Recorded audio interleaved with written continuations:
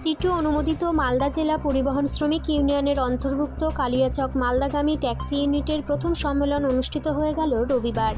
এই দিন সম্মেলনে সংগঠনের 12 জনের নতুন কমিটি গঠন করা হয়।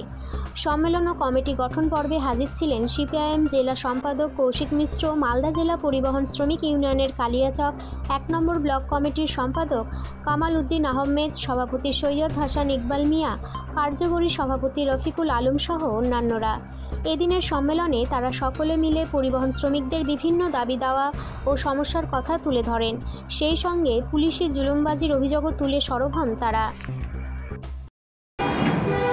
রাজ্য সরকারের আরটিএ ডিপার্টমেন্টের পক্ষ থেকে ফিটনেস থেকে শুরু করে রেজিস্ট্রেশন থেকে শুরু করে লাইসেন্স রিনিউয়াল থেকে শুরু করে প্রতি ক্ষেত্রে টাকা বাড়িয়ে, তার সঙ্গে গাড়ির টায়ার, টিউব, যন্ত্রাংশ তার দাম বাড়ছে, আর পুলিশের ফাইনও বাড়ছে।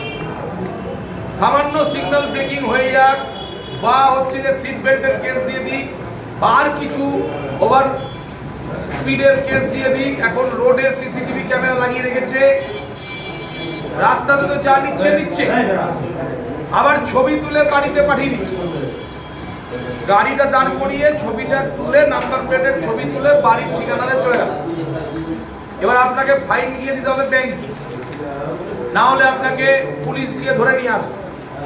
এটা যে কালিয়াচকে আমাদের সিআইটির নেতৃত্বে পরিবহন সেক্টরটাকে আমরা ভালো করে ধরতে চাইছি এবং তাহলে পুলিশের জুলুমবাজি বন্ধ করতে পারবো এবং কারা কোথায় দাঁড়াবে, কোন স্ট্যান্ডে কারা দীর্ঘদিন ধরে আছে তারা সেখানে থাকবে।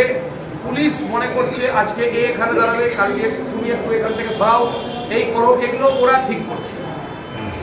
ওইভাবে ঠিক করা যাবে না। প্রয়োজনে থানায় মিটিং ডাকতে হবে, সমস্ত ইউনিয়নের প্রতিনিধিকে ডাকতে হবে, বিডিও অফিসে মিটিং ডাকতে হবে, আলোচনা করে ঠিক করতে হবে। আজকে একটা অফিসার আসবে, বলবে এখান থেকে গাড়ি সরাও, কালকে একটা অফিসার আসবে, না তুমি ওখানে থাকো, তারপরের দিন কেউ একজন আসবে, তুমি সরাও। এভাবে তো চলতে পারে না। এই ব্যাপারগুলো হয়, আমরা দেখি রথবাড়িতেও হয়, আমাদেরকে গিয়ে হস্তক্ষেপ করতে হয়, বলতে হবে। ট্রাফিককে চাপে রাখতে হবে, পুলিশকে চাপে রাখতে হবে। হ্যাঁ, নিয়ম মেনে গাড়ি চালাবো, সিগন্যাল মেনে গাড়ি চালাবো, সিট বেল্ট পরে গাড়ি চালাবো, পলিউশন চেক আপ করাবো, গাড়ির সমস্ত কাগজপত্র ওকে রাখবো, সব ঠিক আছে, ট্যাক্স দিব, সব ঠিক আছে। তারপরে কেন পুলিশকে টাকা দিব? ট্যাক্স দিব, তারপরে কেন পুলিশকে টাকা দিব? কিসের জন্য টাকা দিব? এই জায়গাটা জোরালো করতে হবে।